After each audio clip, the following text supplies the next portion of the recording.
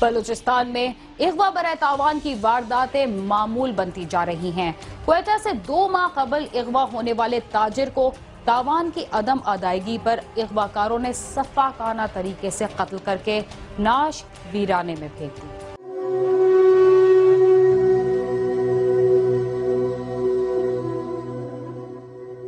بلوچستان کے مختلف علاقے آج کل جرائم پیشہ افراد کے نشانے پر ہے اور یہاں آئے دن قتل، اغوا اور ڈکیتی کی وارداتیں ہوتی ہیں۔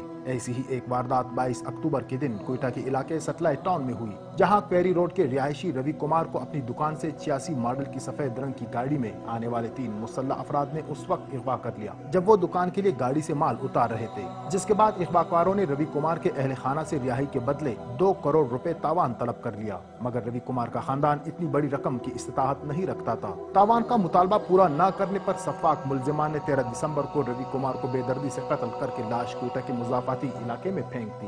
ڈاکٹروں کے مطابق مقتول کو پھانسی دینے کے علاوہ جسم کے مختلف حصوں میں 13 گولیاں ماری گئی تھی۔ ویران علاقے سے ملنے والی لاش کو جب سول اسپتال سے گھر لایا گیا تو غم سے نڈھال خاندان میں کوہرام مچ گیا۔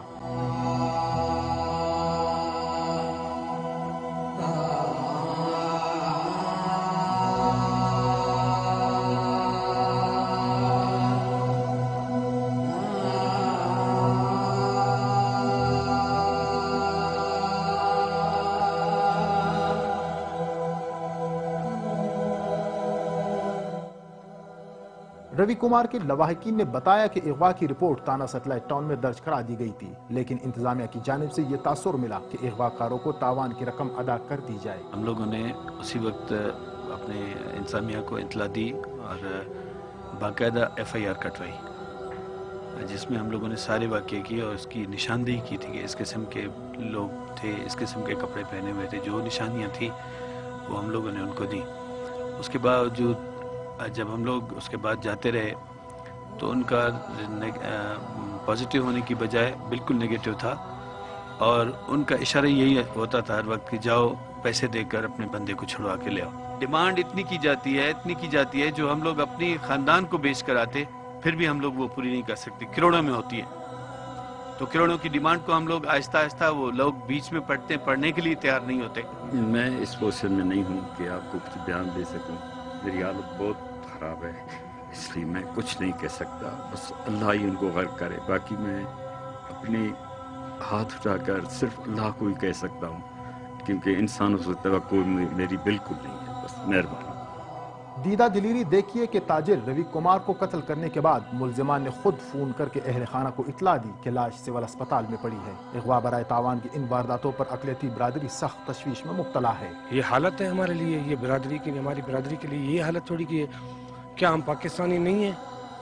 ہمیں پاکستانی نہیں سمجھا جاتا؟ ہمارے لیے کیا کر رہی ہے یہ گورنمنٹ؟